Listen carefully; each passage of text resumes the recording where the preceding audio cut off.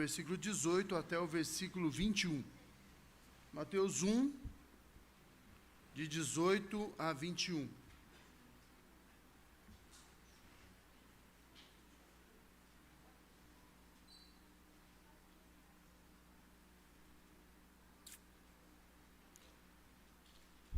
Leamos a palavra do nosso Deus. Ora, o nascimento de Jesus Cristo foi assim. Estando Maria, sua mãe, desposada com José, sem que tivessem antes coabitado, achou-se grávida pelo Espírito Santo. Mas José, seu esposo, sendo justo e não a querendo infamar, resolveu deixá-la secretamente. Enquanto ponderava nestas coisas, eis que lhe apareceu em sonho um anjo do Senhor, dizendo: José, filho de Davi, não temas receber Maria, a tua mulher, porque o que nela foi gerado é do Espírito Santo. Ela dará à luz a um filho, e lhe porás o nome de Jesus, porque ele salvará o seu povo dos pecados deles. Até aqui a palavra do nosso Deus. Mas hoje pela manhã estive com o coral jovem lá em Salesópolis. Fomos lá, o coral se apresentou, louvou a Deus ali, fui muito edificado, como fui agora, irmãs, que bênção. Foi muito bonito, de verdade. Eu fiquei bastante... Que lindo o nome de Jesus né? Meu Deus do céu, esse hino é maravilhoso. Entre outros, né, que vocês cantaram hoje aqui. E eu comentava lá em Salesópolis que eu gosto muito do Natal. Eu gosto de verdade do Natal. Gosto mesmo, gosto do mês de dezembro inteiro, porque o mês de dezembro inteiro para mim é Natal. Eu fico o mês inteiro pensando no Natal. Eu gosto das luzes, eu gosto da correria. Eu sei que a correria é comercial, mas eu gosto dessa agitação, gosto dessa preocupação. Já faz uns dias que a Priscila tem falado para mim: Diogo, decide aí, onde nós vamos passar o Natal? E eu fico enrolando ela, mas ela já tomou a decisão agora. Eu enrolei demais, ela decidiu por mim. O pastor falando aqui, é sempre assim, a gente sempre perde, né? Ela decidiu como que vai ser o meu Natal. Mas eu gosto dessa correria, essa preparação. Nós vamos receber pessoas em casa, né? Ou vamos na casa de algum familiar, nós vamos nos unir ali, e aí tem aquela comunhão, pessoas que a gente encontra, ou não encontra o ano inteiro, nós nos encontramos no Natal, ou se encontra no Natal. Eu gosto disso. Gosto de verdade. Eu só não gosto do Papai Noel. Já falei hoje de manhã lá, não gosto do Papai Noel. Porque ele veio para roubar o Natal de Jesus. Né? Ele foi uma jogada de marketing. E existe muita gente aí que não gosta do Natal. Tem igrejas que não gostam do Natal. Tem umas aí, até tem uns irmãos que estão chegando aqui, estão até dando risada ali. Eles odeiam o Natal. E é engraçado porque esse plano de odiar o Natal, irmãos, começou lá no inferno. É uma coisa infernal, porque desde sempre quiseram apagar a figura de Jesus. E nós temos um dia, é fato que nós não sabemos exatamente o dia que ele nasceu, mas nós temos um dia para comemorar a vinda do Salvador. Coisas que outras religiões não têm, nós temos. E nós devemos aproveitar, porque é um dia de nós rememorarmos aquele que é o divisor das águas, aquele que é o Salvador do mundo, o dia em que Deus enviou o seu Filho único a este mundo, para tabernacular, para viver conosco, para nos ensinar o caminho, ou nos apresentar o caminho da salvação, que é Ele mesmo. E hoje foi cantado um pouco a respeito disso. O primeiro hino, a nossa irmã falou ali, a irmã Eliane falou sobre a comercialização do Natal, e é de verdade, isso acontece, e tem acontecido. As pessoas pensam mais nos presentes do que no que realmente o Natal é, e o Natal é Cristo. Jesus é o Natal, é Ele que é essa argamassa que une. O primeiro hino falou, né, da paz universal, mas só há paz, porque o príncipe da paz veio a este mundo, é por isso que há paz.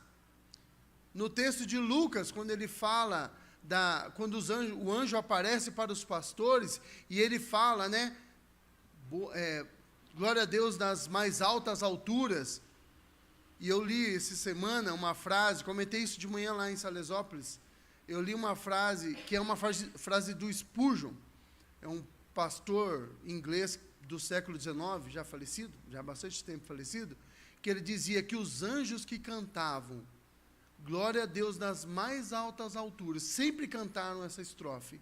Quando Jesus veio ao mundo, eles puderam acrescentar a segunda estrofe: e paz na terra aos homens a quem Deus manifestou boa vontade. Porque a boa vontade não são dos homens pecadores, a boa vontade é de Deus para alguns homens.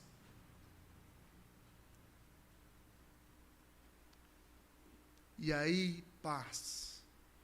Nós temos o príncipe da paz. A segunda música tratou a respeito do amor, e o Natal é tempo de amar. Na verdade, qualquer tempo é tempo de amar. Nós podemos amar a qualquer momento. Nós devemos, melhor dizendo, nós devemos amar a qualquer momento. Mas no Natal, nós nos lembramos a razão pela qual nós podemos amar. A razão pela qual devemos amar. Porque o amor de Deus nos constrange. Ele nos amou primeiro. E porque Ele nos ama, nós devemos seguir o seu exemplo e amar também. Natal é tempo que nos lembra do amor de Deus revelado na pessoa de Jesus Cristo. A terceira música falou de alegria e luz. E a alegria e a felicidade, que é mais do que alegria, porque a nossa felicidade é Cristo. E luz, porque Jesus é a luz do mundo. Ele veio é aquele que iluminou a nossa vida. Isaías, ele pronunciando, né, a sua profecia, ou proclamando a sua profecia, ele diz: aqueles que habitavam em trevas, aquelas pessoas que viviam nas trevas, foi manifestada a luz. E nós que vivíamos em trevas, cada um de nós, que estávamos perdidos, longe de Deus, distanciados por causa do nosso pecado, lembre-se, porque a mão de Deus não está encolhida para que não possa abençoar, nem os seus ouvidos tapados para que não possa ouvir, e nem seus olhos fechados para que não possa ver, mas o nosso pecado, ele causa um distanciamento, nos separa de Deus. Mas em Cristo foi feita uma ponte, e agora nós temos acesso à presença de Deus, como diz o escritor aos Hebreus, pelo novo e vivo caminho, e nós podemos entrar no lugar santíssimo, sem medo de morrermos, sem medo de morrer. Ontem, a minha sobrinha dormiu em casa, a filha do meu cunhado dormiu em casa, e aí quando estávamos para dormir, eu estava no meu quarto, mexendo lá no computador, e aí a Priscila falou assim: Diogo, a Elisa vai dormir, você quer ler uma historinha bíblica para ela? Eu falei: opa, parei na hora que eu estava fazendo e desci. Nós temos uma Bíblia infantil lá, e eu peguei e li os textos do Natal. E aí eu li esse texto, né, que o anjo aparece para Maria, e eu falei assim, ela ficou com medo. Você ficaria com medo, Elisa, de um anjo? Ela falou: não. Aí eu pensei, e falei para ela na hora: é verdade, a gente não precisa mais ter medo. Por quê? Porque Jesus fez a reconciliação com Deus. Nós que antes deveríamos morrer de medo diante de Deus, nós agora não precisamos mais temer, porque agora nós estamos em paz com o nosso Salvador, em paz com o nosso Deus, por causa do nosso Salvador. Eu estava conversando semana passada com o presbítero Zé Roberto, e nós estávamos falando de uma pergunta que todos os anos eu falo para o catecúmenos, e tento prepará-los para essa pergunta. Eu falo: olha, vai ter um momento que eles vão te perguntar quem é Jesus para você, e você tem que saber responder. E aí, as pessoas podem responder essa pergunta de diversas maneiras. Elas podem responder que Jesus é o Rei dos Reis e o Senhor dos Senhores, e elas estão certas. Elas podem responder que Jesus é o Santo dos Santos, e elas estão certas. Elas podem responder que Jesus é o unigênito de Deus, e elas estão certas. O verbo vivo, estão corretas. Mas, irmãos, acima de tudo, para nós, Jesus é o Salvador. Nós não podíamos nos salvar. O nome de Jesus já diz tudo. O anjo disse aqui, né, no versículo 21, lhe porás o nome de Jesus. A palavra Jesus significa salvação de Jeová. É salvação, é o Salvador. E ele será chamado Jesus, porque ele salvará o seu povo dos seus pecados. Ele é o nosso Salvador. nós não tínhamos esperança nenhuma. Nós estávamos, como Paulo diz, sem esperança. Não éramos alcançados pelas alianças. Nós somos gentios, os não-judeus. Não havia esperança para nós, não havia promessa nenhuma que pudéssemos agarrar. Nós não éramos descendentes de Abraão, não havia nada para nós. Mas Ele nos deu vida. Ele nos alcançou. As suas promessas foram estendidas para nós. Aquilo que nós não entendíamos, as promessas veladas do Antigo Testamento, de alcançar povos de toda língua, raça e nação que estava lá, que ninguém compreendia, que os judeus diziam que era para eles. Elas foram estendidas para nós. E o interessante é que Mateus, ele começa o seu evangelho. Mateus que escreveu para judeus. Mateus que era um grande judeu. Embora fosse um publicano, mas ele escreve sempre atrelando Jesus ao cumprimento das profecias. Ele começa o seu evangelho escrevendo para judeus, mostrando no começo do seu evangelho a vinda dos magos, gentios. E ele termina com a grande proclamação, que o evangelho deveria ser pregado a todo povo, língua e nação. Ele começa e ele termina dizendo que o evangelho, que a vontade de Deus de salvar, que o anseio de Deus de salvar povos de todas as raças, de todas as nações, ela está no começo e no final dos planos de Deus, sempre esteve lá. E nós somos alcançados por isso. Que glória! Eu estava lembrando ali, enquanto cantava, de um livro de uma das crônicas de Nárnia, em que em um momento, em uma das falas, a Lúcia, a mais nova dos irmãos Pevensey, ela comenta com uma pessoa, ela fala assim, olha, uma vez aconteceu em nosso mundo, porque eles estão em Nárnia, né, que é um outro mundo, aconteceu em nosso mundo que em um estábulo havia algo que era maior que todo o universo. Irmãos, aquilo que havia no estábulo que era maior que todo o universo era o Senhor Jesus Cristo, o Rei da Terra, o Rei do universo, aquele que sustenta todo o universo na palma da sua mão. E Ele veio até nós. E que lindo o nome dEle é. Que maravilhoso o nome dEle é. Porque Ele nos lembra que agora nós temos paz com Deus. Nós somos aceitos por Deus.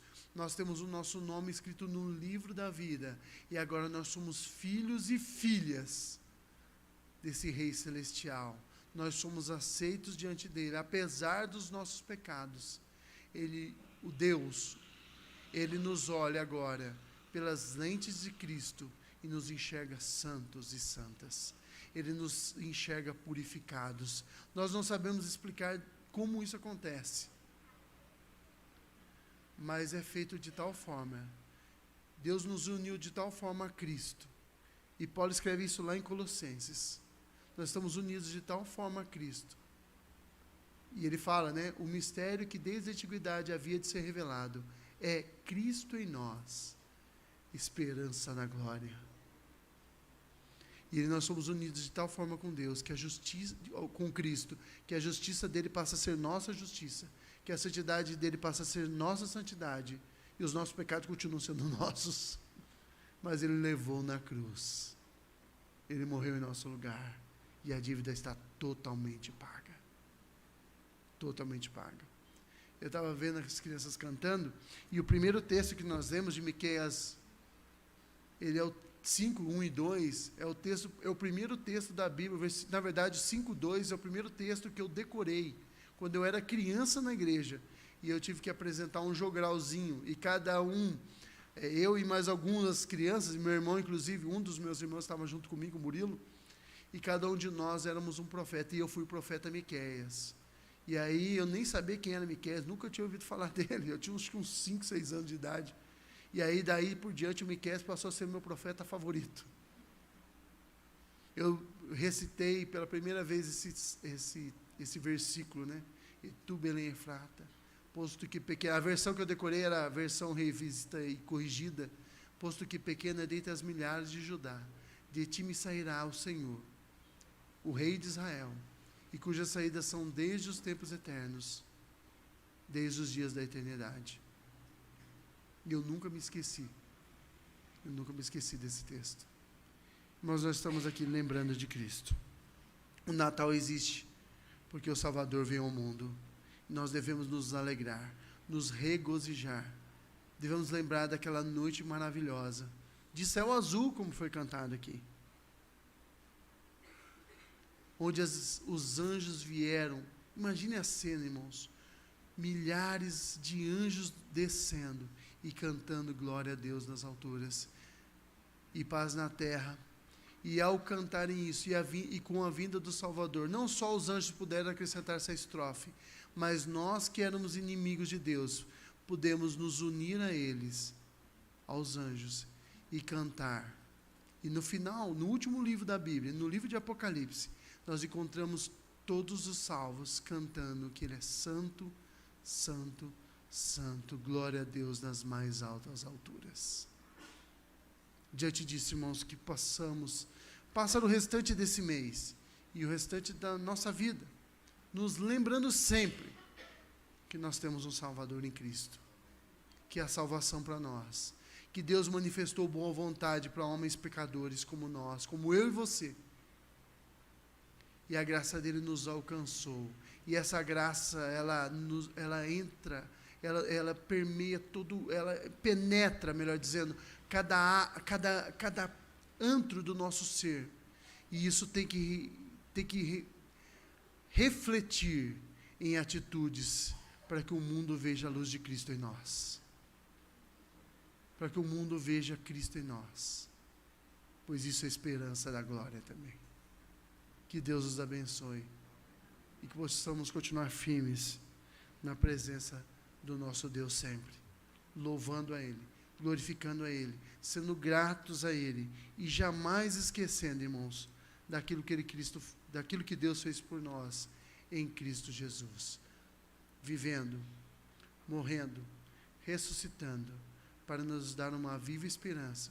E João diz lá no capítulo 14, não se turbe o vosso coração, credes em Deus, credes também em mim. Na casa de meu pai há muitas moradas. Se não tivesse, eu ia avisar para vocês, gente, não se empolgue muito não, tem pouco lugar, Jesus diria. Mas não é isso que ele disse. Há muitas moradas, pois eu vou preparar-vos lugar. E se eu vou preparar lugar para vocês, é porque eu vou voltar um dia, e vos levarei para mim mesmo. E eu não vejo a hora, irmãos, eu não vejo a hora de estar com meu Salvador para sempre, para que onde eu estiver, estejais vós também. Nós estaremos em novo céu, irmãos, em nova terra, onde habita a justiça para sempre. Glória a Deus por isso. Deus os abençoe.